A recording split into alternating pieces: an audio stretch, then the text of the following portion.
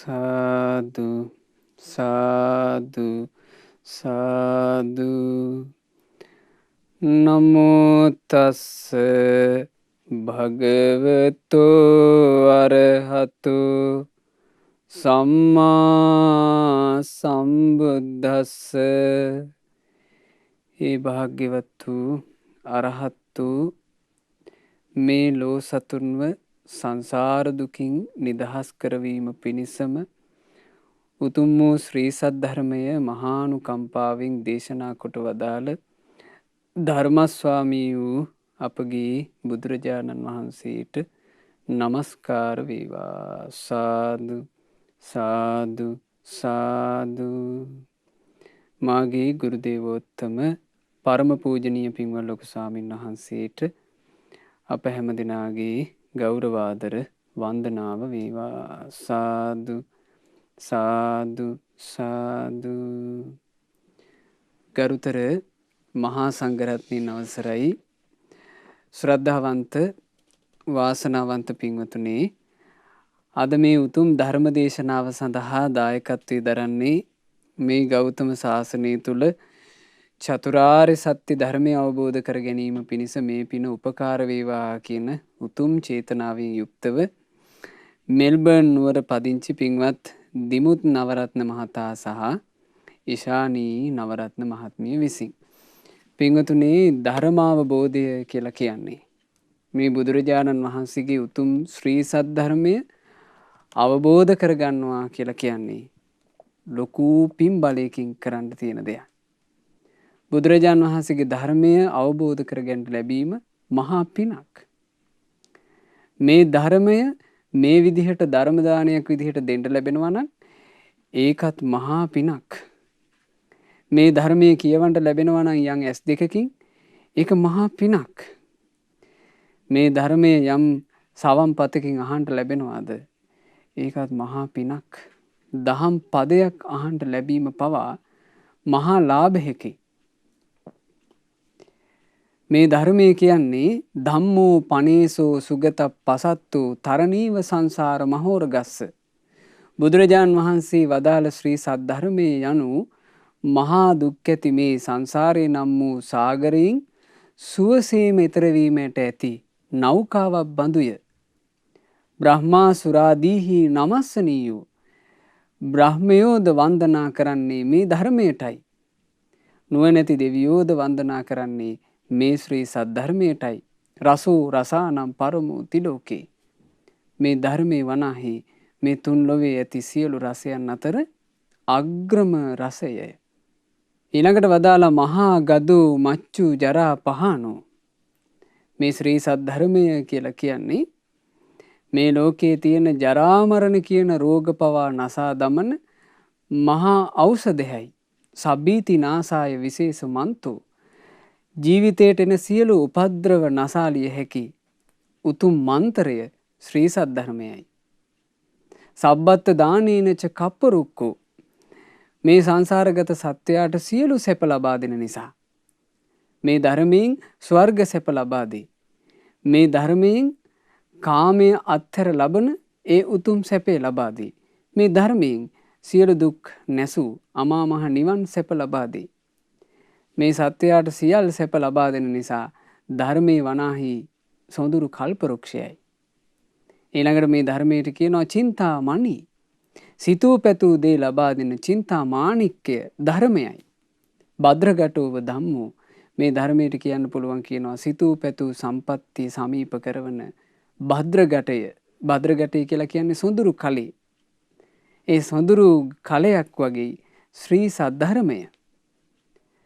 පින්වතුනේ, අපිට සරණයන්ට ලැබුණේ, අපිට සවම්පත් වලින් අහන්න ලැබුණේ එහෙම ධර්මයක්. මේ සංසාරගත සත්වයාට තමන්ගේ ජීවිතයේ ආරක්ෂාව පිණිස ධර්මයේ විනා වෙන පිහිටක් නැහැ. ඒ නිසා තස්මා හිබෝ කිච්ච මඤ්ඤ පහය. ඒ නිසා බවත්නි, මේ ජීවිතය තුළ අනිත් සියලු දේ පැත්තකට දමා බලන්න මේ ගාථාවල තියෙන ඒවා. ඒ ගාථාවලින් අපිට කියා දෙන අර්ථ. ඒ නිසා බවත්නි, මේ ජීවිතේ අනික් කටයුතු පසෙක තබා සුනාත ධර්මයේම අසව්. ධාරේත මේ සොඳුරු ධර්මයේම මතකයේ තබා ගනිව්. චරාත ධම්මේ මේ සොඳුරු ධර්මයේම හැසිරෙව් කියලා ඒ ගාථාවෙන් කියන්නේ. එතකොට ඒ තමයි බුදුරජාණන් වහන්සේගේ ශ්‍රී සද්ධර්මය. පින්වතුනි මේ දහම් පදයක් අහන්ට ලැබෙනවා කියලා කියන්නේත් මහා වාසනාවක්. මහා භාග්‍යයක්. ඒ කිව්වේ මේ ලෝකේ ගොඩාක් කාලයක් අහන්ට ලැබෙන්නේ නිසරු දේවල්, වැඩකට නැති දේවල්, අසාර දේවල්. කලාතුරකින් මේ ලෝකයට සම්මා සම්බුදුරජාණන් වහන්සේ නමක් පහළ වෙලා තමයි මේ පරම සත්‍යය නිර්මල ශ්‍රී සද්ධර්මය ඉස්මතු කරන්නේ. ඒ ඉස්මතු කරන සද්ධර්මය අහන්ට ලැබීම ගැන බලන්න මෙහෙම තියෙනවා. යෝචේ ගාථා සතම් භාසී අනත්ත පද සංහිතා. වැඩකට නැති ඒවා 1000ක් අහගෙන ඉන්නවා. කෙනෙක් අහගෙන ඉන්නවා වැඩකට නැති ඒවා 1000ක්. ඒ 1000ම අහන් ඉන්නවට වඩා ඒකං ධම්මපදං සෙය්‍යෝ එකම එක බණ පදයක් අහගෙන ඉන්නවා. යන් සුත්වා උපසම්මති. ඇහුවට පස්සේ ජීවිතේ නිවෙන එක බණ පදයක් අහන් ඉන්නවා. ආන් ඒක හොඳ ඒ එක බණ පදේ ඇසීම අර 1000ම අහගෙන ඉන්නවට වඩා ශ්‍රේෂ්ඨයි කිව්වා. ඒ නිසා මේ කාරණාවලින් තේරුම් ගන්නට ධර්මය අහන්ට ලැබීමේ වටිනාකම ඒක හොඳට තේරෙනවා අද ඔබට මේ අහන්ට ලැබෙන සිදුවීමෙන්. මේ සිද්ධිය ආරම්භ වෙන්නේ මීට කල්ප ලක්ෂයකට කලින්. මීට කල්ප ලක්ෂයකට පෙර මේ ලෝකයට පහළ වුණා ධර්ම දායාදේ ලබා දීම පිණිසම මහා කරුණාවෙන් පදුමුත්තර අරහත් සම්මා සම්බුදුරජාණන් වහන්සේ. ওই පදුමුත්තර බුදුරජාණන් වහන්සේ වැඩ ඉන්න කාලේ එක්තරා භික්ෂූන් වහන්සේලා පිරිසක් පදුමුත්තර බුදුරජාණන් වහන්සේගේ ශ්‍රාවක භික්ෂූන් වහන්සේලා පිරිසක් භාවනා කරන්නට කැලේකට ගියා. උන්වහන්සේලා සතියක් විතර මේ කලේ භාවනාවෙන් වැඩ ඉඳලා දැන් ආපහු භාග්‍යතුන් වහන්සේ බැහැ දකින්ට උන්වහන්සේලා කැලෙන් එන්න ඕන. අනේ කැලෙන් එළියට වඩින්න ලැහැත් වෙනකොට උන්වහන්සේලාට පාර හොයාගන්න බැරුව ගියා. අතරමං වුණා. දැන් මේ ස්වාමීන් වහන්සේලා අසරණයි. යන්නේන දිහාවක් හිතාගන්න මේ ඝන කලේ. එහෙට මෙහෙට ඇවිද්ද හෙම්බත් වුණා. උන්වහන්සේලාට සුව පහසුවෙන් දානි ටිකවත් ලැබෙන්නේ නැතුව තියෙනකොට මේ සිද්ධිය දකිනවා කැලේ ඉන්න රුක්ෂ දේවතාවෙක්. මේ රුක්ෂ දේවතාව කල්පනා කළා මේ භික්ෂූන්ට මම උපකාර කරන්න ඕන. මේ භික්ෂූන්ට මම පාර පෙන්වන්න ඕන. සාමාන්‍ය මිනිසෙකුගේ වේශයක් මවාගෙන මේ දේව පුත්‍රයා එනවා. ඇවිල්ලා අර භික්ෂුන් වහන්සේලා සියලු දෙනා වහන්සේට දානේ පූජා කළා. උන්වහන්සේලා සුවපත් කළා. ඊළඟට ස්වාමීනි මෙන්න මේ මගෙන් යන්න. මේ මගෙන් ගිහිල්ලා ඔබ වහන්සේලාට මේ ආකූල වෙච්චි වනයෙන් එළියට යන්න පුළුවන් කියලා හරි පාර පෙන්නවා. අතරමං වෙච්ච කෙනෙකුට පාර පෙන්නවා. මං වැරදිච්ච කෙනෙකුට හරි මඟ පෙන්නවා. මේ දේවල් පින්වතුනේ සුළුපටු ඒවා නෙවෙයි. අනිත් එක මේක කරගත්තේ බුද්ධ ශාසනයක් ඇතුලේ බණ භාවනා කරන්න ආපු භික්ෂූන් ටිකකට යලි බුදුරජාන් වහන්සේ බැහැ දකින්න යනකොට ඒ පාර හොයාගන්න බැරි වෙද්දී තමයි දෙවියා පාර පෙන්වුවේ. ඒ දෙවියට ආශ්චර්යමත් පිනක් රැස් වුණා. ඒ රැස් කරපු පින් බලෙන් සංසාරේ ගොඩාක් සැප විඳින්මින් ඇවිල්ලා මේ භද්‍ර කල්පයේ උපන්නා කිකී බ්‍රහ්මදත්ත කියන නමින් දැන් මේ භද්‍ර කල්පයේ අපේ සම්බුදුරජාණන් වහන්සේ පහළ වෙන්න කලින් තමයි ඔහු උපන්නේ. හැබැයි ඒ ඔහු උපදින කාලේ වෙනකොට අපගේ භාග්‍යතුන් වහන්සේට පෙර මේ ලෝකේ මේ භද්‍ර කල්පේ පහළ වුණානේ කාශ්‍යප බුදුරජාණන් වහන්සේ. ඒ කාශ්‍යප බුදුරජාණන් වහන්සේ පිරිනොම් පාලා. කාශ්‍යප බුදුරජාණන් වහන්සේත් අපගේ ගෞතම බුදුරජාණන් වහන්සේත් අතර කාලේ තමයි මේ කිකී බ්‍රහ්මදත්ත රජුරුව උපන්නේ. කවුද මේ කිකී බ්‍රහ්මදත්ත කියලා කියන්නේ? කාශ්‍යප බුදුරජාණන් වහන්සේ වැඩ ඉන්න කාලේ බන්දුමති රාජධානියේ රජකම් කළේ කිකී කියන මහරජුරුව. මේ කිකී රජුරුවන්ට පස්සේ දැන් ඒ කාලේ මිනිසුන්ගේ ආයුෂ දීර්ඝයිනේ. මිනිසුන්ගේ ආයුෂ අවුරුදු 20000ක්. එතකොට 20000ක දීර්ඝායුෂ තියෙන කාලේ ඔන්න කිකී රජුරුව රජකම් කරනවා. කිකී රජුරුව රජකම් කරලා ඊට පස්සේ රජ වුණා. ඒ රජුරුවන්ගේ පුතා පටවින්දර. පටවින්දර රජුරුවත් කාලයක් රජකම් කරලා ඒ රජුරුව මිය ගියාට පස්සේ රජ වුණා. ඒ රජුගේ පුතා සුයාම. සුයාම රජුරුව රාජ්‍ය කරලා ඒ රජුගේ කාලක්‍රියාවෙන් පස්සේ ඒ රජුගේ පුතා රජකම් කළා. ඒ කවුද? කිකී බ්‍රහ්මදත්ත රජුරුව. මේ කිකී බ්‍රහ්මදත්ත කියන රජුරුවන්ට දැන් මේ රජුරුව උපදිනකොට මනුස්ස ලෝකේ අර බුද්ධ ශාසනය අතුරුදහන් වෙලා ඒ කිව්වේ ධර්ම කතාවක් නැත.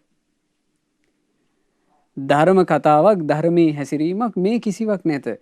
හැබැයි බුද්ධ ධම්ම සංඝ කියන වචන තුන ඉතුරු වෙලා තියෙනවා.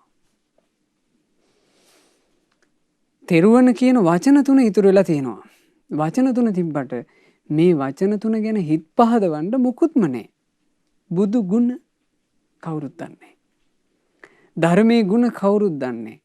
සංඝ ගුණ කවුරුත් දන්නේ. මේ ඔක්කොම නැතුව ගිහිල්ලා. නිකන් මේ සංඥා මාත්‍රයකින් තියෙනවා මේ ජීවිතේම අවබෝධ කරගන්න පුළුවන් ධර්මයක් තිබුණලු. බලන්න පින්වතුනි මේ කරුණ වලින් තේරුම් ගන්න මේ අපට ලැබිච්ච වාසනාව කොහොම එකක්ද කියලා. එහෙම අභාග්‍ය සම්පන්න කාලයක් වැඩිපුරම මේ සසරේ තියෙන්නේ. අඩුගානේ බුද්ධ ධම්ම සංඝ කියන වචන තුනවත් අහන්න නැති කාලයක් වැඩිපුර තියෙන්නේ. දැන් මේ මහා භද්‍ර කල්පේම කාශ්‍යප බුදුරජාන් වහන්සේ පහළ වෙලා මේ බුද්ධ ශාසනය අතුරුදහන් වෙලා. දැන් ධර්මයක් තිබුණලු බුදු කෙනෙක් හිටියලු කියලා විතරක් සංඥාවක් තියෙනවා. කිකී බ්‍රහ්මදත්ත රජුරවන්ට ආසාවක් උපන්නා. අපේ මට මේ ධර්මයෙන් එක බණපදයක් අහන්න තියෙනවා. මට මේ බුදුරජාන් වහන්සේ වදාලාය කියන ධර්මයෙන් එක බණපදයක් අහන්න තියෙනවා. මේ රටේ රජුරු අනබෙර කාර්යෝ ගෙන්නලා අනබෙර ගැස්සෙව්වා. යමෙකුට අපගේ රජුහට දහම් පදයක් කියා දිය හැක්කේ නම් ඔහුට ධනෙ ලැබෙන්නේය. මුළු දඹදිව් රාජ්‍ය පුරා බෙර ගගහ ගියා. කිසි කෙනෙක් නෑ දහම් පදයක් දන්න. කිසි කෙනෙක් නෑ සත්‍ය වූ ධර්මයේ දන්න. කිසි කෙනෙක් හිටියේ නෑ රජුරවන්ට දහම් පදයක් කියලා දෙන්න. රජුරුව කල්පනා කළා මේ රාජ්‍යයකට මහා රාජයෙක් වුණත් වැඩක් තියනවද? ජීවිතය අවබෝධ කරගන්නට උපකාර වෙන එක බණපදයක් නැත්තම් මගේ ජීවිතේ. තව ටික කාලයක් යනකොට මේ ධම්ම සංඥාවත් ධම්ම කියන වචනයත් ලෝකෙන් අතුරුදහන් වෙලා යයි. ඊට වඩා හොඳයි මං මේ රාජ්‍ය අත්හැරලා ධම්ම සංඥාව තියෙන කාලේ ඒ ධර්මයේ වෙනුවෙන් මම මහාන වෙනවා. බලන්න මේ නුවණැති පින්වන්තයන්ගේ ස්වභාවය. රාජ්‍ය ඔක්කොම අත්හැරියා. කිකී බ්‍රහ්මදත්ත රජුරුව ධර්මයේ වෙනුවෙන් සිවුරු දරාගත්තා. සිවුරු දරාගෙන මහා වනයේ ඉන්නවා. අනේ මට බණපතයක් අහන්න ලැබෙනවා නම්. අනේ කවුරු හරි ඇවිල්ලා මට බුදුබණක් කියනවා නම්. අනේ මේ සොඳුරු ධර්මයෙන් එක පදයක් මට ඇහෙනවා නම්. මේකමයි හිත කෘෂ වුණා. ඇදීලා ගියා. හරියට කෑම බීමක් ගන්න ප්‍රිය උපදින්නේ නැහැ. ධර්මයටමයි ආසා.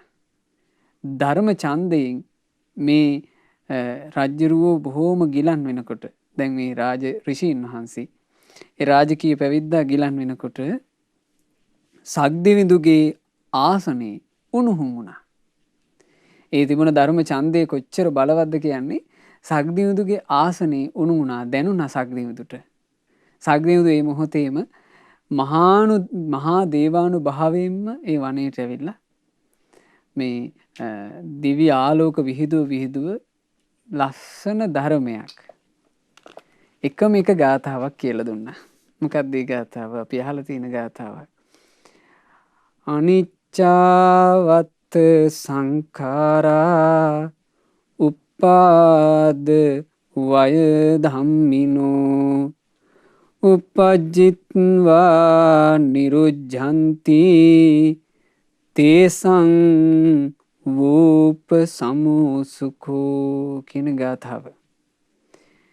මේ ගාථා රත්නය විතරයි සක්දෙව් දෙදා කියලා දුන්නේ බණපදයක් අහන්ට ආසාවී හිටපු කිකී බ්‍රහ්මදත්ත රජ්ජුරුවන්ට ඒ ශ්‍රමණයන් වහන්සේට.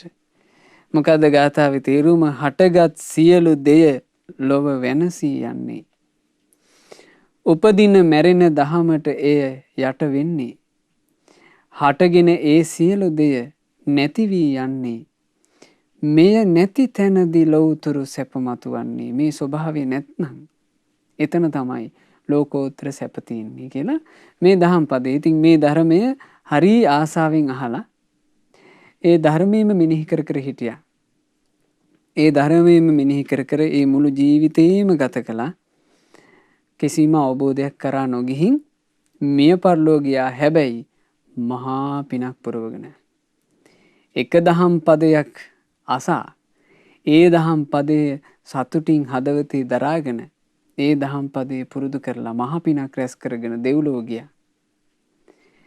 අපගේ භාග්‍යතුන් වහන්සේ මේ මනුලොව පහළ වෙන කාලේ ගෞතම සම්මා සම්බුදුරජාන් වහන්සේ ලොව පහළ වෙන කාලේ ඔහු උපදිනවා සේතව්‍ය කියන නුවර. බුදුරජාන් වහන්සේත් ඒ කාලේ වඩිනවා සේතව්‍ය නුවර සින්සපා වනයේට. ඒ සින්සපා වනයේදී බුදුරජාන් වහන්සේ මුණ ගැහුණා මේ පින්වන්තයාට. මුණ ගැහිලා භාග්‍යතුන් වහන්සේගෙන් මේ ධර්මය අහන්න ඕන කියලා ගරු සත්කාර දක්වලා බුදුරජාන් වහන්සේ සමීපේ වාඩි වුණා. දැන් බුදුරජාණන් වහන්සේ කියලා කියන්නේ පින්වතුනි අතීත අනාගත වර්තමාන කියන මේ තුන් කාලෙම බුදුරජාන් වහන්සේ දකිනවා. බුදුරජාන් වහන්සේ දහම් දෙසන්ට පෙර මේ පින්වන්තයාගේ ජීවිතේ බැලුවා.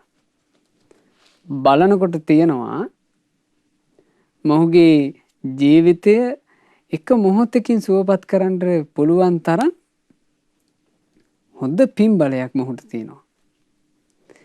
ඒ සුවපත් කරන්න ඕන තැනම බුදුරජාණන් වහන්සේ දැක්කා. ඔහු කාශ්‍යප මේ බුද්ධ ශාසනයේ ඒ පිරිහෙන කාලේ එකම එක ගාථාවකට බොහෝසේ ඇලුම් කරලා ඒ ගාථාව බොහෝ වතාවක් නුවණින් මෙනෙහි කරලා ඔහුට ඒ පින්බලය තියෙනවා. බුදුරජාණන් වහන්සේත් ඒ සිව්පද ගාථාවෙන්ම ධර්මයේ දේශනා කළා. අනිච්චවත සංඛාරා උපාද වය ධම්මිනෝ uppajjitva niruddhanti තේසං වූපසමෝ සුඛෝ කියන ගාථාව වදාරනකොට ඔහුගේ හිත ප්‍රීතියෙන් පිනා ගියා. ඒ මොහොතේම ස්වාමීනි භාග්‍යතුන් වහන්සේ මට මේ බුදුසසුනේ පැවිද්ද ලැබේවා. ස්වාමීනි භාග්‍යතුන් වහන්සේ මට මේ බුදුසසුනේ උපසම්පදාව ලැබේවා කියලා බුද්ධ ශාසනේ බොහෝම ශ්‍රද්ධාවෙන් පැවිදි වුණා. පැවිදි වෙච්චි ඒ ස්වාමීන් වහන්සේ පැවිදි වෙලාත් පින්වතුනේ එක දිගට මෙනෙහි කරේ ඔය අර්ථය. අනිච්චවත සංඛාරා උපාද වය ධම්මිනෝ uppajjitva niruddhanti තේසං වූපසමෝ සුඛෝ කියන ගාථාවම යලි යලි මෙනෙහි කරේ. මේ සතරපද ගාථාව මෙනෙහි කර කර හිටියා. ඒකෙන්ම ජීවිතේ අවබෝධ වුණා. සියලුම කෙලෙසුන් නැසලා රහතන් වහන්සේ නමක් බවට පත් වුණා.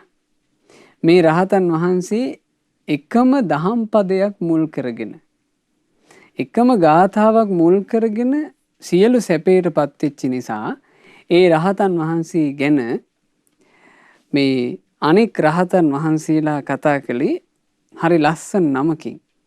ඒක ධම්ම ශ්‍රවණිය. එකම ධර්මයක් ශ්‍රවණය කළ උතුම් මුනිදු. එකම දහමක් ඇසූ උතුම් මුනිදු. ඒ එකම දහමම මෙනෙහි කරපු උතුම් මුනිදු. ඒ එකම දහම මෙනෙහි කොට ඒ එකම දහම මුල් කරගෙනම සියලු කෙලෙසුන් නැසූ උතුම් මුනිදු ඒක ධම්ම ශ්‍රවණීය රහතන් වහන්සේ. ඒ රහතන් වහන්සේ ධර්ම අවබෝධ කරගෙන ඒ උපදිච්චි මේ නිරාමිස ප්‍රීතියෙන් උන්වහන්සේ අර්ථයක් වදාලා. බලන්නේ අර්ථය මං හිතේ තිබුණ කෙලෙස් ඔක්කොම පුච්චලා දැම්මා. හැම භවයක්ම මුලින්ම උදුරලා දැම්මා. ඉපිද යන්න තිබුණ සංසාර ගමන ඉවර කරලා දැම්මා. ආයෙත් නම් මට පුනර්භවයක් නෑ. මේ තමයි උන්වහන්සේගේ තේරගාථාව. බලන්න මේ තේරගාථාව කොච්චර සොඳුරුද? මං හිතේ තිබුණ කෙලෙස් ඔක්කොම පුච්චලා දැම්මා. පින්වතුනි, මේ රහතන් වහන්සේලා කියන්නේ කෙලෙස් පුච්චලා දාපු උත්තමයෝ. මේ සාමාන්‍ය මිනිස්සයා කියලා කියන්නේ කෙලෙස් වලින් පිච්චෙන අය. රහතන් වහන්සේලා කෙලෙස් පුච්චලා දැම්මා. මේ ධර්මය අවබෝධ නොකරපු අය කෙලෙස් වලින් පිච්චෙනවා. රාගෙන් පිච්චෙනවා. ද්වේෂෙන් පිච්චෙනවා. මෝහෙන් පිච්චෙනවා. ඉරිසියාවෙන් පිච්චෙනවා. කුහකකම් වලින් පිච්චෙනවා. තව කාගේවත් ගුණයක් අහන්න බෑ. ඒ ගුණේ අහනකොට ගුණමකුකම කියන අකුසල එනවා. ඒකෙන් පිච්චෙනවා. එකට එක කරනවා. එව්වගෙන් පිච්චෙනවා. පිච්චි ගත කරනවා. යම් අකුසල් විසින් මේ සත්වයා පුච්චනවාද සංසාරේ පින් තිබ්බ උත්තමයෝ අරහත්ත්වේ පසක් කරනකොට මේ සත්වයාව පුච්චා දමන ඒ සියලු කෙලෙස් මේ ධර්මයේ තුල පිහිටලා පුච්චලා දැම්මා. කෙලෙස් ඔක්කොම පුච්චා දැම්මා. හැම භවයක්ම මුලින්ම උදරලා දැම්මා. කාම භවය, රූප භවය, අරූප භවය කියන මේ සංසාර ගමනේ එල්ලි යන වැඩපිළිවෙල. ඒක සම්පූර්ණයෙන් උදුරලා දැම්මා. ඉපිද යන්න තිබුණ සංසාර ගමන ඉවර කරලා දැම්මා. මේ සංසාර ගමනේ දැන් බලන්න පින්වතුනි, අපි මැරෙන මොහොතක් අපි දන්නේ නැහනේ. අපි හිතමු අපි මේ මොහොතේ මැරුණා කියලා. මේ මොහොතේ මැරිච්ච ගමන් පින්වතුනි ආයෙ පටන් ගන්න එපේ. මැරෙන ශරණයෙන් අපිට කර්මානුරූපව යන්න වෙනවනේ. ඇයි මේ සංසාර ගමනේ අපි මේ සංසාර ගමනේ වැටිලා මේ සංසාර චක්‍රයට අහුවෙච්ච අපි මේ මොහොතේ පණ ගියොත් ආයෙ පින්වතුනි කොහේ හරි ගිහින් උපදිනවා. ඒ උපදින තැන සත්පුරුෂු ඉඳීවිද? ඒ උපදින තැන අපට මේ අනුකම්පා කරන උතුම් කල්යාණ මිත්‍රෝ ඉඳීවිද? එතකොට බලන්න මේ සාංශාරික ගමනක තියෙන භයානකකම. ඒ සාංශාරික ගමනේ තියෙන භයානකකම නිසානේ අපිට කල්යාණ මිත්‍රයන් වහන්සේලා, සත්පුරුෂයන් වහන්සේලා නිතර අවවාද කරන්නේ මේ ලැබිච්චි රැකවරණය නැසෙන්නේ නැති විදිහට හොඳට පිම්පුරාගෙන රැකවරණය හදාගන්න කියලා. ඇයි ඉන්න තියෙන්නේ අවුරුදු 60 70යි. මොන විදිහට මොන උජාරුවට හිටියත් අවුරුදු 60 70 යනකොට මැරිලා යනවනේ පින්වතුනි. ඒ මැරිලා ගියාම මේ ප්‍රශ්නේ ඉවර වෙන්නේ නැහනේ. මැරුණාම මැරෙන සනින් ආයෙ කොහේ හරි උපදිනවනේ. එතකොට අපි උපන්නොත් එහෙම මෙතනින් මේ මනුස්ස ලෝකේ කල්යාණ මිත්‍ර ඇසුරුකුත් ලැබිලා ධර්මයක් අහන්න ලැබිලා මේ ඔක්කොම තිබිලා මෙතනින් මලාට පස්සේ ආයෙ අපි උපන්නොත් එහෙම දහම් පදයක් නැති තැනක මේ ආපු ඒවා ඔක්කොම ඉවරයිනේ පින්වතුනි. මේ ආපු ඒවා ඔක්කොම ඉවරයිනේ. හැබැයි අපිට ය아가න්න පුළුවන් වුණොත් එහෙම ආයෙමත් ධර්මයේ කතා කරන අය ඉන්න තැනකට, ආයෙමත් නිතර බණ අහන්න ලැබෙන තැනකට, ආයෙමත් වැරද්දක් දැක්කාම පෙන්නලා වැරද්ද හදාගන්න උදව් කරන තැනකට අපිට යන්න ලැබුණොත් ඕන්න අපිට පිළිසරණක් තියෙනවා. ඉතින් එහෙම තැනක් විදිහට හොඳට නුවණින් කල්පනා කරාම ආයෙ වතාවක් මේ මනුස්ස ලෝකෙට ආවා කියලා නම් එහෙම අවස්ථාවක් නෑ මේකේ. දැන් මේ අපි ඉන්න කාලෙම මේ තියෙන අවස්ථාව ටික ටික අහිමි වෙන පසුබිම් හැදෙනවා මිසක් ආයෙ වතාවක් මේ මනුස්ස ලෝකෙට ආවොත් ආයෙනම් මේ සංසාර ගමනේ සැපයක් සලසා ගන්නට අවස්ථාවක් මේ මනුස්ස ලෝකේ තියෙන්නේ නැති වෙයි. හැබැයි ධර්මයේ හොඳට පුරුදු කරලා ඒ ධර්මයේ පුරුදු කරන ලද පිණින් රැස් කරලා හොඳට පුණ්‍ය ධර්මයන් මේ තෙරුවන් මුණ ගෙහිති ජීවිතේ නොඑක ආකාරයෙන් පින් රැස් කරලා ඒ රැස් කරපු පිණින් සුගති ජීවිතයකට යාගත්තොත් දෙව්ලොව ගියොත් ආන්න එතන නම් යම් පිළිසරණක් තිබේවි. ඉතින් මේ රහතන් වහන්සේලා සංසාර ගමන ඉවර කරලා දාපු නිසා උන්වහන්සේලා පිළිසරණ ලබා ගත්තා. ආයෙත් නම් මට පුනර්භවයක් නෑ. ආය වතාව මේ සංසාරේ උපදිනවා කියලා කතාවක් මේ රහතන් වහන්සේලාට නෑ. ඉතින් ඒ තමයි ඒක ධම්ම සවනීය කියන රහතන් වහන්සේ මේ එකම ධර්මයක් අහගෙන තමයි ජීවිතේ මේ මුළුමනින්ම සැපයට පත් කරගත්තේ. ඉතින් හිත පහදව ගන්න ඕන අපි එකම එක දහම් පදයකත් ඒ බඳු අසිරියක් වේ නම් මේ ධර්මයේ කොයි තරම් ආශ්චර්යද කියලා. ඒ කියන්නේ මේ ධර්මයේ ගැන එක අවස්ථාවක සාම්පති කියන බ්‍රහ්ම රාජයා බුදුරජාන් වහන්සේ ඉදිරියේ ලස්සන අර්ථයක් වදාළනේ ධර්මයේ ගැන. ඒ සාම්පති බ්‍රහ්මයා කියනවා ඒකස්මින් බ්‍රහ්මචරියස්මින් සහස්සං මච්චුහායිනං ස්වාමීනී භාග්‍යතුන් වහන්සේ තථාගතයන් වහන්සේගේ සිරි සම්බුදු මුව මඩලින් වදාහල එක දහම් පදයක් තුල ස්වාමීනී මරු පරදවන රහතුන් දහසක් වැඩ ඉන්නේය. එතකොට ඒක හොඳට තේරෙනවා අපි මේ අහපු සිද්ධියෙන්. ඒ වගේම අපිට ඒක තවත් ප්‍රකට වෙනවා දැන් ඊළඟට අහන සිද්ධියෙන්. ඒ සිද්ධිය මොකද්ද? ඒක උනේත් ඒ සිද්ධියීමත් පින්වතුනි ආරම්භ වෙන්නේ මීට කල්ප ගානකට පෙර. මීට කල්ප 1800කට කලින් ලෝකේ පහළ වුණා අත්තදස්සී කියන භාග්‍යවත් අරහත් සම්මා සම්බුදුරජාණන් වහන්සේ. ඒ අත්තදස්සී බුදුරජාණන් වහන්සේ වැඩ ඉඳලා ඒ බුදුරජාණන් වහන්සේ මේ ලෝකයටම සිත සලසලා හරියට හිරු මැඩලක් බැහැලා යනවා වගේ අනුපාදිශේෂ පරිනිර්වාණ ධාතුවෙන් පිරිනුවම් පාවදාලා. බුදුරජාණන් වහන්සේ පිරිනුවම් පාලා වැඩි කාලයක් ගත වෙන්න පෙර මේ සංසාරේ යන එක්තරා සත්වෙක් යක්ෂ යෝනියේ උපන්නා මහා ආනුභාව ඇති යක්ෂයෙක් විදිහට. මේ යක්ෂයා උපදිනකොටම අර බුදුරජාණන් වහන්සේ පිරිනුවම් පෑවා කියන කතාව ඒ යක්ෂ ලෝකේ රැව් දෙනවා. එතකොට ඔහු ඒ යක්ෂ ලෝකෙට ආපු නිසා තමයි දැන් ඔහුට අහන්න ලැබුණේ මේ බුදු කෙනෙක් ඉඳලාලු. ඒ හිටපු බුදුරජාණන් වහන්සේ ධර්ම දේශනා කරලා අනේ මීට දින කීපයකට පෙර පිරිනුවම් පාලලු. එතකොට මහා සංවේගයක් උපන්නා. අහෝ ඒ සම්බුදු හිරු මණ්ඩල බැසගිය කල්හි නොවෑ මා උපන්නේ. අහෝ මට විචි අභාග්‍යයක්. මේ දිවියේ මට මේ මහානුභාව යක්ෂයෙක් විදිහට කොච්චර සැප ලැබුණත් මට වැඩක් නෑ. මට මගේ බුදුරජාණන් වහන්සේ මුණ ගැහුණේ නෑ කියලා මහා දුකක් මහා සංවේගයක් හටගත්තා. හටගෙන ගොඩාක් වේදනාවෙන් දැන් අර යක්ෂයාට ඒ ලැබිච්ච සැප සම්පත් වල හිත ඇලෙන්නේ. මේ යක්ෂයා අවංකවම දුක් වුණා. ඒ අවංකවම දුක් වෙච්ච නිසා ඒ කාලේ හිටපු මහා ආනුභාව සම්පන්න භික්ෂුවක් ඒ රහතන් වහන්සේගේ නම සාගර. සාගර කියන මහරහතන් වහන්සේ මේ යක්ෂයව දැක්කා. දැකලා මේ යක්ෂයාට අනුකම්පා කළා. ඔහු ළඟට ඇවිල්ලා කියනවා භවත ශෝක කරා කියලා නම් ඔබට කිසි අර්ථයක් නැහැ. භවත අපිට ශාස්ත්‍රඥ වහන්සේ ඉන්නවා. අපගේ ශාස්ත්‍රඥ වහන්සේ ජීවමානව වැඩ ඉඳලා පිරිනොම් පා වදාලට අපට ශාස්ත්‍රවරයෙක් ඉන්නවා. ඒ තමයි ශ්‍රී සද්ධර්මය.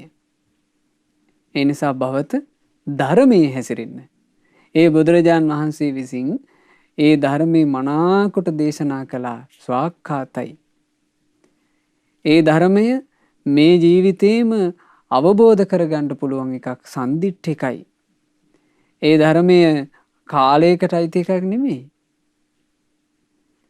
කාලයකට වළංගු වෙලා කාලයකට අවලංගු වෙලා යන එකක් නෙමෙයි. අකාලිකයි ඒ ධර්ම. ඕන කෙනෙකුට ඇවිත් බලන්න කියලා පෙන්වන්න පුළුවන් විවෘත ධර්මයක්. එහි පස්සිකයි. හැබැයි මේ ධර්මයේ තමාතුරට පමුණවාගෙනයි බලන්න තියෙන්නේ. ඕපනයිකයි. ඒ ධර්මයේ තමාතුරට පමුණවා ගන්නකොට නුවණැත්තාගේ නුවණේ ප්‍රමාණයට ධර්මය අවබෝධ වෙනවා. පච්චත්තම් වේදිතබ්බෝ විඤ්ඤුහි. ඒ ධර්මය පුරුදු කරන්න කිව්වා. ඒ ධර්මයේ පුරුදු කරන ගමන් බලන්න මේ රහතන් වහන්සේ නමක් කරපු මේ අවවාදය. මේ කරේ යක්ෂයෙකුට. ඒ යක්ෂ යෝනිය උපන්නට යක්ෂ යෝනිය තුල ධර්මයේ දියුණු කරන්න අවකාශ තියෙනවා. ඒ නිසා සාගර මහරහතන් වහන්සේ අවවාද කරනවා මේ යක්ෂයාට ධර්මයේත් හැසිරෙන්න. ධර්මයේ හැසිරෙන ගමම්ම අපේ බුදුරජාණන් වහන්සේ පිරිනුවම් පායවේ අපිට යහපතක් උදා කරලා. අපට පිම්බිජු රෝපණය කරගන්න පිළිවෙලක් හදලයි බුදුරජුන් පිරිනිවන් පෑවේ. ඒ නිසා බුදුරජාණන් වහන්සේගේ ශාරීරික ධාතු තැන්පත් කරලා තියෙන අර මහසෑය ඒක නිතර පුදන්න කිව්වා. එහෙනම් අපට අනුකම්පා කරන මේ කල්යාණ මිත්‍රයන් වහන්සේලා හැබෑවටම සංසාර ගමන තුළ අපට අනුකම්පා කරන කල්යාණ මිත්‍රයෙක් මුණ ගැහුණොත් ඔන්න උදව් කරන විදිය තේරුම් ගන්න මේ. දැන් මේ යක්ෂයාට සාගර කියන උතුම් කීනාශ්‍රව කල්යාණ මිත්‍රයන් වහන්සේව මුණ ගැහුණා. උන්වහන්සේ කියනවා ධර්මයේ තැසිරෙන්න. ඒ වගේමයි හොඳට පිනුත් කරගන්න. ඇයි මොකද එහෙම කියන්නේ? පින තමයි ආරක්ෂාව. පින තමයි තියෙන ආරක්ෂාව. කොයි මොහොතක මේ ලැබෙන ජීවිතේ කර්මානුරූප අවසන් වෙලා යනවද කියලා දන්නේ නැහැ. ඒ නිසා මේ ලැබිච්ච ජීවිතේ ධනයක් එකතු කරගන්න ඕන. ජීවිතේ සැපවත් කරන ධනය. සාංශාරික ගමන තුළ ජීවිතේ සැපවත් කරන ධනය එකතු කරගන්නට කල්ප කාලාන්තරයකට වතාවක් අවස්ථාවක් මුණ ගැහෙන්නේ. ඒ මුණ ගැහෙන අවස්ථාවේ ජීවිතේ සැපවත් කරන ධනය, පුණ්‍ය ධනය එකතු කරගන්න කිව්වා. ඒ පුණ්‍ය ධනය එකතු කරගන්න ගමන් ධර්මයේ හැසිරෙන්න කිව්වා. මොකද බුදුරජාණන් වහන්සේලාගේ ස්වභාවය මෙන්න මේ විදිහයි කියලා රහතන් වහන්සේ දා ගාතාවක් කියලා තියෙනවා. තිට්ඨන්තේ නිබ්බුතේ චාපි සමේ චිත්තේ සමේ පලං. භවත් යක්ෂයේ ඒ බුදුරජාණන් වහන්සේලාගේ ස්වභාවය මෙබඳුය. තිට්ඨන්ති ඒ බුදුරජාණන් වහන්සේ ජීවමානව වැඩ සිටියේ වේද. නිබ්බුතේ චාපි පිරිනිවන් පා වදාළසේක්ද. සමේ චිත්තේ යමෙක්ගේ බුදුරජුන්ව සමසිතින් පුදයිද සමේ පලං. ඔවුන්හට සමාන විපාක ලැබෙන්නේය. බලන්න ලස්සන. චේතෝ පනිදී හේතුහි සත්තා ගච්ඡanti සුග්ගතින්. බුදුරජාණන් වහන්සේ කෙරෙහි ධර්මයේ සංගරුවන කෙරෙහි හිත පහදව ගැනීම නිසාමයි යක්ෂය මේ සත්‍යයට සුගති රැකවරණ ලැබෙන්නේ කියලා උන්වහන්සේ දා ඒ යක්ෂයාට දහම් කතාව වදාලා. ඒ ධර්මය ඒ යක්ෂයා බොහෝම පහන්න පිළිගත්තා. පිළි අරගෙන ඔහු ඒ ධර්මයේ ටික ටික පුරුදු කළා. ඉතින් ඒ යක්ෂ යෝනිය තුල ඔහු ඇසූ ධර්මයේ ටික ටික පුරුදු වෙන්න මහන්සි ගත්තා. ඒ මහන්සි උනේ විශේෂ වතක් කරමින්. ඒ වත මොකද්ද? ඔහුට මහා සෑයක් තියෙනවා. ශාස්ත්‍රූන් වහන්සේසේ පුදන්ට ධාතු සෑයක් ඔහුට තියෙනවා. ඔහු ඒ ධාතු සෑයට අඛණ්ඩව අවුරුදු 5ක් උපස්ථාන කළා. 5 අවුරුද්දක් ධාතු සෑයට එක දිගට උපස්ථාන කළා මේ යක්ෂයා. ශාස්ත්‍රූන් වහන්සේ පුදනවා වගේ. ඒ ගාථාව වදාළනේ බුදුරජාන් වහන්සේ ජීවමානව හිටියත් පිරිනොම් පාලා හිටියත් සමසිත තිබ්බොත් විපාකේ සමානයි කිව්වා. එතකොට ඔහු ජීවමාන බුදුරජාන් වහන්සේ මේ ඉන්නේ කියලා හිතාගෙන සෑය පිදුවා. මේව අහලා පින්වතුනේ තමන්ට තියෙන අවස්ථාව ඉවර කරගන්න. මේ ලංකා භූමිය කියන්නේ සෑරජානන් වහන්සේලා වැඩ හිඳිනා භූමියයි. ජීවමාන ශාස්ත්‍රඥ වහන්සේ සෙයින් සෑය පිදිය හැක්කේ. බෝධීන් වහන්සේලා වැඩ හිඳිනා භූමියයි. ජීවමාන ශාස්ත්‍රඥ වහන්සේට සෙයින් බෝරජුන් පිදිය හැක්කේය. උපස්ථාන කළ හැක්කේය. ධාතුන් වහන්සේලා වැඩ හිඳින භූමියයි. ජීවමාන ශාස්ත්‍රඥ වහන්සේට සෙයින් ඒ ධාතුන් වහන්සේලා පිදිය හැක්කේය. උපස්ථාන කළ හැක්කේය. එහෙම පින් රැස් කර ගන්න ඕන. මොකද ජීවිතය කියන එක සසර ගමනේ අවිනිශ්චිතයි. අර යක්ෂයාට අවුරුදු 5යි කරගන්න පුළුවන් උනේ. ඒ අවුරුදු 5 ඒ යක්ෂ යෝනි පින් කරමින් ඉද්දි චුත වුණා. ප්‍රමාද වුණා නම් බලන්න. ඒ යක්ෂ යෝනිය තුළ සාමාන්‍ය යක්කු ඉන්නවා වගේ දීර්ඝ කාලයක් ඔහුට ඉන්න බැරුව ගියා. අවුරුදු 5කින් ඔහු චුත වුණා. ඒ අවුරුදු 5 චුත වෙනකොට හැබැයි මහා පිනක් රැස් කරගෙනයි ඔහු චුත වුණේ. ඉතින් මේ පින් බලයෙන් මේ මහා භද්‍ර කල්පයේ කාශ්‍යප බුදුරජාන් වහන්සේගේ ශාසනය මුණ ගැහුණා. මිනිස්යාගේ ආයුෂ අවුරුදු 20000ක් වෙලා තියෙන ඒ කාලේ උන්න කාශ්‍යප බුදුරජාන් වහන්සේ පහළ වෙලා දහම් කතාව කරනවා. බුදුරජාණන් වහන්සේගේ බණපද අහන්න ලැබුණා. හිත පැහැදුනා. මහාන වුණා. දැන් පැවිදි වෙලා බුදුරජාණන් වහන්සේගේ උපස්ථායක භික්ෂුව බවට පත් වෙන්නත් වාසනාව ලැබුණා. බුදුරජාණන් වහන්සේ උපස්ථාන කරනකොට තුන්කල් දක්නා භාග්‍යවත් බුදුරජාණන් වහන්සේ එකම ධර්මයකින් ඔහුට අවවාද කරලා තියෙන එකම එක ගාථාවක්. ඒ ගාථාව බුදුරජාණන් වහන්සේ නිතර ඔහුට කරන අවවාදය. අදිචේතසෝ අපමජ්ජතෝ මුනිනෝ මෝන පතේසු සික්ඛිතෝ සෝකාන භවන්ති තාදිනෝ උපසන්තස්ස සදා සතිමතෝ කියන ඔන්න ඔය ගාථාව. සතරපද ගාථාවෙන් තමයි කාශ්‍යප බුදුරජාණන් වහන්සේ නිතරම ඔහුට අවවාද අනුශාසනා කරලා තියෙන්නේ. බුදුරජාණන් වහන්සේ ඉතින් ඊට වැඩි යමක් ඔහු උදෙසා දේශනා කරලා නැහැ. දැන් මේ උපස්ථායක භික්ෂුව නිතර යන එනකොට බුදුරජාණන් වහන්සේ ඔය අවවාදයම කරනවා. බුදුරජාණන් වහන්සේ මේ අවවාදේ මා උදෙසාම කරන්නේ මොකක් හෝ විශේෂයකට නේ කියලා ඒ භික්ෂුවත් හරි උවමනාවෙන් ඒ ධර්මයේම යලි යලි විමසුවා. හැබැයි ඒ ධර්මයේ විමසුවාට කිසි ගුණ විශේෂයක් ඇති වුණේ නැහැ. උන්වහන්සේ ඒ ජීවිතේ සාමාන්‍ය විදිහටම මාර්ගඵල අවබෝධයක් නොකර කලුරිය කළා. හැබැයි කලුරිය කරනකොට හිතන්න පිංගතුනේ ඒ ධර්මයේ මානසිකාරය තුළින් කොච්චර පිනක් රැස් කරගන්න ඇතිද? මහා පිනක් ජීවිතේ රැස් වෙලා තිබුණා. මේ හිත ඇතුලේ මිනිස්සු කොච්චර ලාමක දේවල්ද පවත්වන්නේ. මිනිස්සු හිතකින් හිත ඉන්නේ කොච්චර ලාමක දේවල්දනේ. ඒ ලාමක දේවල් හිතා සතුටු වෙන හිතක ධර්මයේ හිතන්න පුළුවන් නම් කොච්චර ලාභයක්ද? කොච්චර ලාභයක්ද මේ හිතක් ඇතුලේ ධර්මයේ පුරුදු වෙන්න පුළුවන් නම්. ඒ නිසා හොඳට ධර්මයේ මෙනෙහි කරන්න. මේ කාරණා අහනකොට ඔබට මේ ඒ හිත උපදව ගත යුතුයි ඔබ. අනේ අපිත් එහෙනම් මේ ධර්මයේ අපේ හිත ඇතුලේ පුරුදු කරන්න ඕන කියලා. මොකද මේ හිත ඇතුලේ පින්වතුනි සාමාන්‍යයෙන් නිතර පුරුදු වෙන්නේ කෙලෙස්. හොඳ කල්පනාවෙන් ඉන්නවනම් කෙනෙකුට තේරුම් ගන්න පුළුවන්. මේ හිත ඇතුලේ අපි දවසකට හිතුවිලි කීයක් හිතනවද? ඔය හිතුවිලි ටික පොඩ්ඩක් වෙන් කරලා බලන්න. ධර්මයට මේ ධර්මානුකූල වූ ධර්මයකට අදාළ හිතුවිලි කීයෙන් කීයද හිතුවේ කියලා. හරි අඩුවෙන් අපි හිතන්නේ. සමහරට සාමාන්‍ය මිනිස්සෙක් නම් දහම් පද ඇහුවත් ධර්මයක් හිතන්නේ ඊටාම අඩුයි. එතකොට ධර්මයේ හිතුවේ නැත්තම් මේ හිත ඇතුලේ වැඩිපුර වැඩ කරන්නේ අධර්මයේ. නොඑක් සරාගී දේවල් හිත ඉන්නවා. තරහ ඇති වෙන ඒවා හිත ඉන්නවා.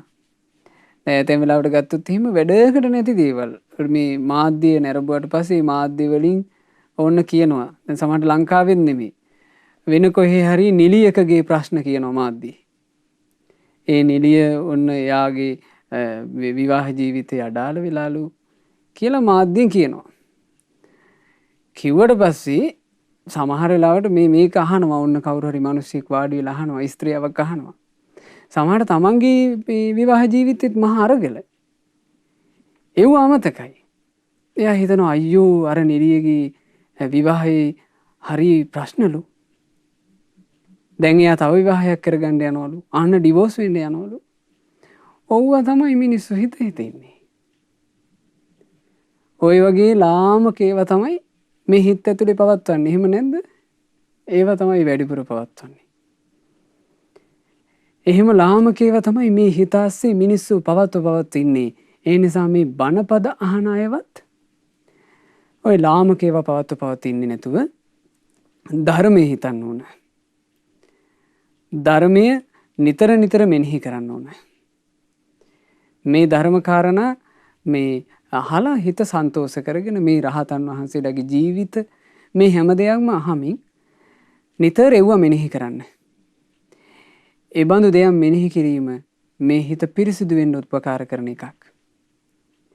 ද බුදුරජාන් වහන්සේගෙන් දවසක් අහනවනේ කෙනෙක් ස්වාමීනි හිතන ඒවා අතර හිතින් හිතන ඒවා අතර ශ්‍රේෂ්ඨම මොකද්ද? හිතින් යමක් හිතද්දි ඒ හිතුවිලි නිසා මිනිස්සෙක් ශ්‍රේෂ්ඨත්වයට යනවා නම් මිනිසෙකුගේ ජීවිතේ දියුණු වෙනවා නම් ස්වාමිනී මොනවා හිතුවද කියලා ඇහුවා. බුදුරජාන් වහන්සේ වදාළා මිනිස්සෙක් ශ්‍රේෂ්ඨත්වයට පත් වෙන්නේ හිතකින් ධර්මයේ හිතුවොත්. මිනිසෙකුගේ ජීවිතේ හැබෑවටම දියුණුව කරා යන්නේ හිතකින් ධර්මයේ හිතුවොත්. ඒ නිසා මේ ධර්ම මනසිකාරය කියන එක ධර්මයේ හිතීම කියන එක ඒසා මහෝපකාරී.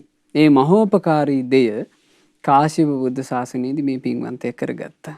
කරගෙන ඔන්න ඒ පිරු පිණින් ආයමත් වතාවක් අපේ ගෞතම බුදුරජාන් වහන්සේ පහළ වෙන කාලේ සෙවන් නුවර උපන්න මහා ධනවත් පවුලක.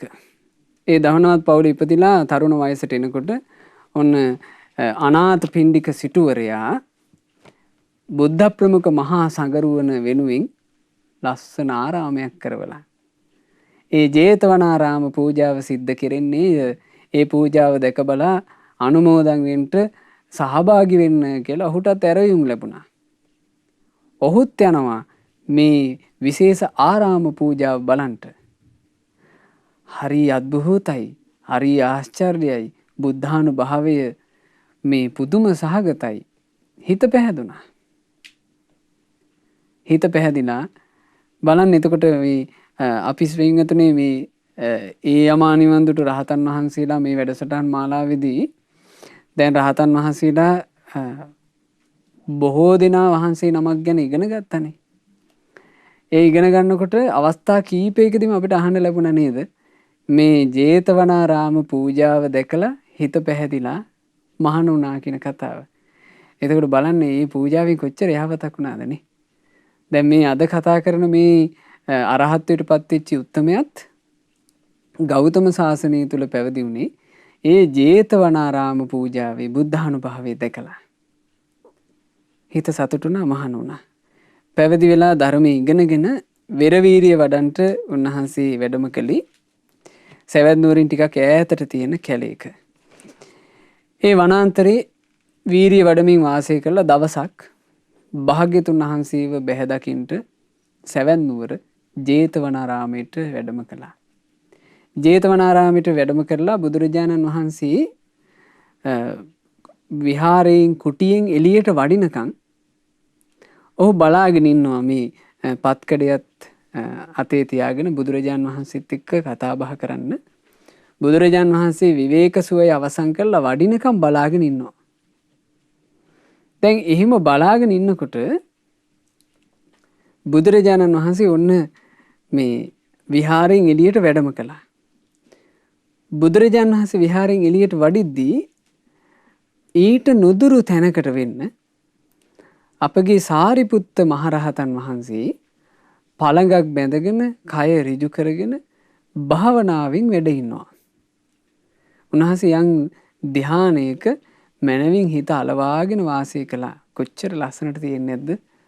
මේ ඇහැල මලේ පැහැයගත්ත ඒ සොඳුරු රහතන් වහන්සේ ධර්ම සේනාධිපතීන් වහන්සේ පළඟක් බැඳගෙන සෙවන් නුවර දෙවුරන් විහිරේ යම් රුක්ෂ මූලයක වැඩ ඉන්නවා. බුදුරජාණන් වහන්සේ දැක්කා. දකින්නකොට ශාස්ත්‍රඥ වහන්සේගේ මේ සිරි සම්බුදු මුව මඩලින් අනායාසයෙන්ම උදානයක් පැන නැග්ගා. බුදුරජාණන් වහන්සේලා කියන්නේ ආශ්චර්යයි. ඒ බුදුරජාණන් වහන්සේලාගේ ඇසුර කියලා කියන්නේ සම්බුදුරජාණන් වහන්සේ ඇසුරු කරන්න ලැබීම කියලා කියන්නේ මහා භාග්‍යයි. බලන්න පින්වතුනි ඒ වෙලාවේ බුදුරජාණන් වහන්සේට උදානයක් විදිහට පහළ වෙච්චි ඒ අර්ථය එතන හිටපු කෙනෙකුට මුළු ජීවිතේම අවබෝධ කරවලා දෙන දෙයක් බවට පත් වුණා. ඒ බුදුරජාණන් වහන්සේට පහළ වෙච්චි උදානේ මොකද්ද? ඒ උදානේ තමයි අදිචේතසෝ අප්පමජ්ජතෝ මුනිනෝ මෝන පතේසු සික්ඛිතෝ සෝකාන භවಂತಿ තාදිනෝ උපසන්තස්ස සදා සතිමතෝ කියන ඔය ගාථාව තමයි බුදුරජාණන් වහන්සේට උදානයක් විදිහට පහළ වුණේ. ඒ උදානේ ඇහුවා විතරයි අර සංසාරේ ඒ දහම් පදේ අහලා තියෙන පුරුද්ද උඩට ආවා. ඒ පුරුද්ද උඩට ඇවිල්ලා බුදුරජාණන් වහන්සේත් එක්ක ආයේ මේ දහම් කතා කළේ නෑ. උන්වහන්සේ පත්කඩෙත් අරගෙන වැඩම කළා රුක්සෙවණකට. ඒ රුක්සෙවණේ වාඩි වෙලා අර ඒ ගාථාවම හිතට යලි යලිත් නගා ගනිමින් වීරිය වැඩුවා. වීරිය වැඩලා හරි ආශ්චර්යයි. එක දවසක් ඇතුලේ එදා හවස් වෙන්න කලින් සියලු කෙලෙසුන් නැසලා රහතන් වහන්සේ නමක් බවට පත් වුණා. ඒ රහතන් වහන්සේ අරහත්ත්වේ පසක් කරපු ඒ රහතන් වහන්සේ අරහත්ත්වයට පත් උනේ එකම එක උදානයක් මුල් කරගෙනනේ.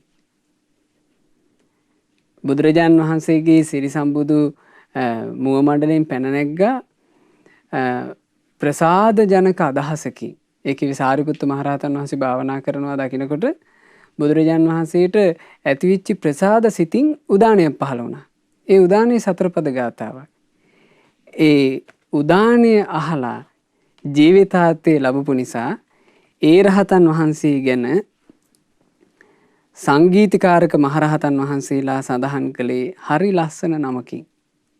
දැන් කලින් රහතන් වහන්සේට මොකද කිව්වේ? එකම ධර්මයක් ඇසූ නිසා ඒක ධම්ම ශ්‍රවණිය. මේ රහතන් වහන්සේ එක උදානයක් ඇසූ නිසා ඒකෝදානීය.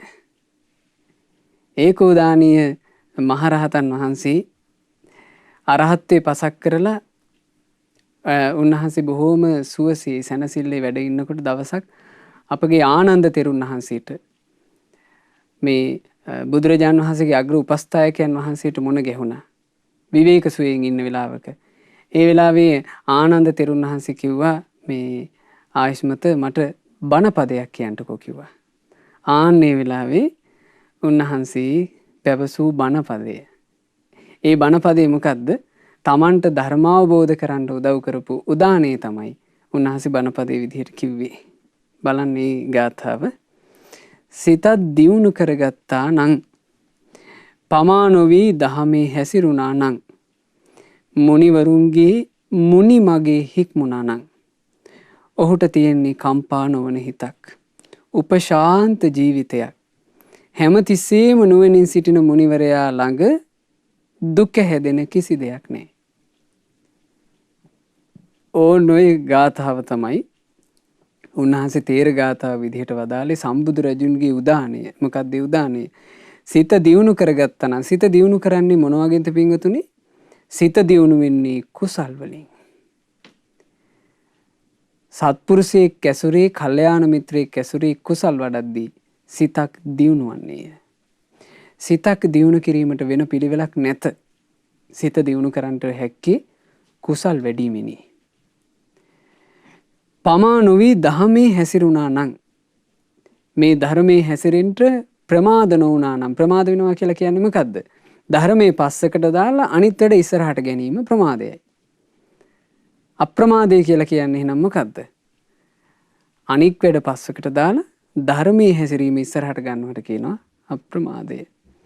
මුනිවරුන්ගේ මුනි මගේ හික්මුණා නම් කොමඟද පින්වතුනි? මුනිවරුන්ගේ මුනි මඟ ආර්ය අෂ්ටාංගික මාර්ගය.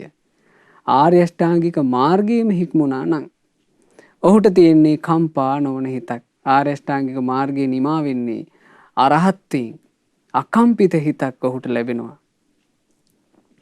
උපශාන්ත ජීවිතයක්. සාමාන්‍ය සත්වයාට තියෙන කෙලෙස් හින්දා ඇවිස්සිච්චි වේදනාකාරී ජීවිතයක්. හැබැයි රහතන් වහන්සේට තියෙන්නේ කෙලෙස් සංසිඳී ගිය උපශාන්ත ජීවිතයක්.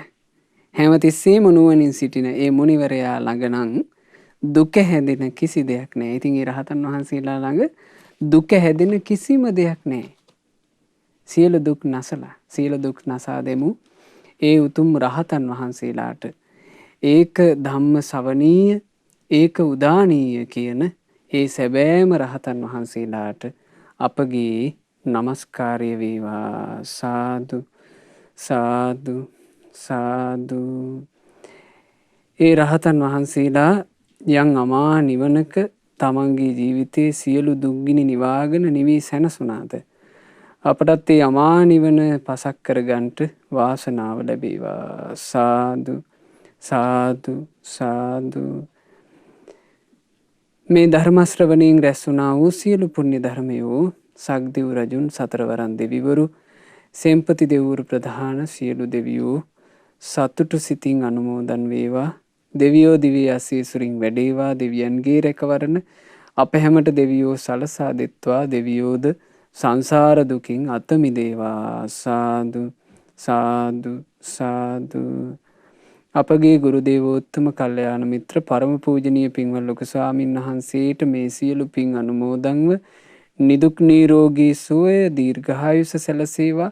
මේ ගෞතම සාසනය තුලම උතුම් වූ චතුරාර්ය සත්‍ය ධර්මය පරිපූර්ණ වශයෙන්ම අවබෝධ වෙත්වා. සාදු සාදු සාදු. රැස් කළා වූ සියලු පුණ්‍ය ධර්මයන් අද දවසේ මේ උතුම් ධර්ම දේශනාව සඳහා දායකත්වයෙන් දරන මෙල්බර්න් නුවර පදිංචි මහමෙවුනාව භාවනා අසපුවට සම්බන්ධ වෙලා ගුරු දේවෝත්තම පින්වත් ලොකු ස්වාමීන් වහන්සේගේ කල්යාණ මිත්‍ර ඇසුර ලැබමින් ජීවිතයට බොහෝ පුණ්‍ය ධර්මයන් රැස් කරගන්න පින්වත් දිමුත් නවරත්න මහතා සහ ඉෂානී නවරත්න මහත්මියගේ නමින් මේ පරිලෝ යන්ට යෙදුනා වූ WM නවරත්න පියාණන්ට සහ සූර්යසේන සමරජීව පියාණන්ට මේ සියලු පින් අනුමෝදන් වෙත්වා. නමින් මිය ගියා වූ සියලු ඥාතීන්ට පින් අනුමෝදන්ව ඥාතීන්ගේ පරලෝ ජීවිත ඒකාන්ත වශයෙන් සැපයටම පත්වෙත්වා කියන අදහසින් ඥාතීන්ට පින්පෙත් අනුමෝදනා කරන්න. ඒ වගේම රැස් කළා වූ සියලු පුණ්‍ය ධර්මයෝ සුජීවත්ව සිටින තුෂිරා නවරත්න මෑණියන්ටත් ඉන්ද්‍රා සමරජීව මෑණියන්ට සහ දමයන්ති පීරිස් මෑණියන්ට මේ සියලු පුණ්‍ය ධර්මයෝ අනුමෝදන්ව නිදුක් නිරෝග සුව දීර්ඝායුෂම සැලසෙත්වා. දිමුත් නවරත්න මහතා සහ ඉසානී නවරත්න මහත්මිය ඇතුළු මේ ධර්ම දානය සඳහා දායක වූ සියලු දෙනාට නිදුක් නිරෝග සුව සැලසේවා. පවුලේ සියලු දෙනාට නිදුක් නිරෝග සුව සැලසේවා. නිරතුරුව උතුම් කල්යාණ මිත්‍ර ඇසුර ලැබීම පිණිසත් උතුම් චතුරාර්ය සත්‍ය ධර්මය අවබෝධ කිරීම පිණිසත් ගෞතම සාසනය තුළ සුවසේම ධර්ම අවබෝධයෙන් සැනසීම පිණිසත් මේ සියලු පුණ්‍ය ධර්මයෝ ඒ පින්වතුන්ලාට එක ලෙසම හේතු වාසනා වෙත්වා. සාදු සාදු සාදු. මේ රැස් කළා වූ සියලු පුණ්‍ය ධර්මයන්ගේ ආශිර්වාදයේ උතුම් රත්නත්‍රයේ ආශිර්වාදයේ සියලු දෙවි දේවතාවුන් වහන්සේලාගේ ආශිර්වාදයේ සැලසී කොරෝනා වෛරසය හේතුවෙන් රෝගාතුරව සිටින ලක්වාසී ලෝකවාසී සෑම සියලු දෙනාට ඉක්මනින්ම නිදුක් නිරෝග සුවපත් භාවය ලැබේවා. මේ කොරෝනා වසංගතයේ ලංකා භූමියෙන්ද ලෝකයෙන්ද ඉතා ඉක්මනින් තුරන් වෙලා ලෝවාසී සියලු දෙනාට යහපතම සැලසේවා. සාදු සාදු සාදු. ශ්‍රද්ධා මාසික ධර්මදාන සමාජික සමාජිකාවන්ටත් ශ්‍රද්ධා කාර්ය මණ්ඩලයේ සියලු දෙනාටත් සුපින්නත් ඔබටත් මේ සියලු පින්වල ආශිර්වාදයෙන් සියලු යහපතම සැලසේවා. නිදුකින් සුවසේ ධර්මයේ හැසිරෙන්න ලැබේවා. ගෞතම සාසනය තුල සියලු දෙනාට චතුරාර්ය සත්‍ය ධර්මය අවබෝධ කරන්ට වාසනාව ලැබේවා. හැම දිනාටම තෙරුවන් සරණයි. නමෝ බුද්ධාය. මෙවැනි වටිනා ධර්ම දේශනා ශ්‍රවණය කිරීමට ශ්‍රද්ධා ඩේලි YouTube චැනලය සබ්ස්ක්‍රයිබ් කරන්න.